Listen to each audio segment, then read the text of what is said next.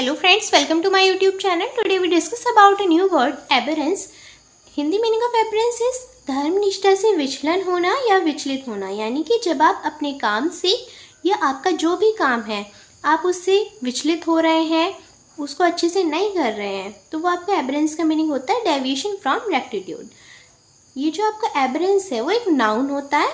Now we discuss about words related to aberrance. Aberrance से related आपका एक word होता है एबरेंट। एबरेंट का मीनिंग आपका होता है धर्म पथ से हटने वाला, यानी कि जो आपका काम है उससे हटने वाला जो होता है उसको हम एबरेंट कहते हैं। एबरेंट आपका जो होता है वो एक एडजेक्टिव होता है। एबरेंट का English meaning diverging from the right path, यानी कि diverging from the right path, यानी कि जो आपका वे है, आपका जो काम है उससे अगर आप डाइवर्स हो रहे हैं, हट रहे हैं, विचलित हो रहे हैं मार्ग से, तो वो आपका एबरेंट होता है और ये आपका एक एडजेक्टिव होता है। Now we discuss about aberrance, aberration. Aberration जो होता है वो डेविएशन फ्रॉम ट्रूथ, ये भी बिल्कुल यही होता है कि सच से हटना, मार्ग से हटना या धर्म निष्ठा से विचलन होना।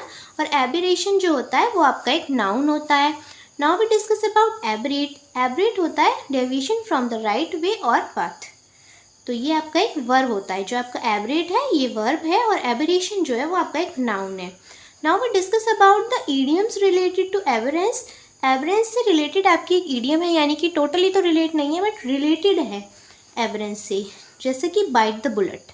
बाइट द बुलेट का मतलब है to do something which is inevitable और अनअवॉइडेबल, यानी कि ये जो आपकी इडियम है बाइट द बुलेट, एबरेंस का मीनिंग होता है धर्म निष्ठा से विचलन होना। तो बाइट द बुलेट का मीनिंग जो है आपका ये भी यही है कि किसी काम को आप मजबूरी में कर रहे हैं, to do something which is inevitable और अनअवॉइडेबल, यानी कि आप किसी चीज़ को अवॉइड तो करना चाहते हैं पर आप उसको कर नहीं पा रहे हैं, मजबूरी में उस काम को आप कर रहे हैं, तो वो आपका इडियम जो है वो बाइट द बुलेट से रिलेट होता है, to do something which is inevitable और अनअवॉइडेबल।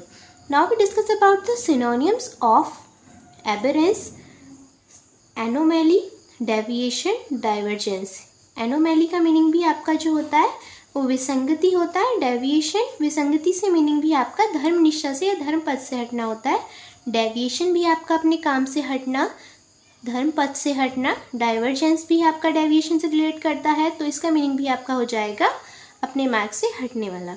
इसके एंटोनियम्स हो जाएंगे आपके रेगुलरिटी। यहाँ पर आपका जो सिनोनियम था वो था कि विसंगति या अपने धर्म पथ से मार्ग से हटने वाला, और एंटोनियम्स आपके इसके बिल्कुल अपोजिट होंगे।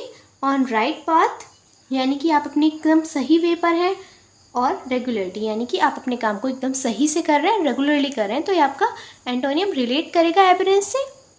I hope you understand all about aberrance. If you are new on my YouTube channel, subscribe my YouTube channel. Thank you.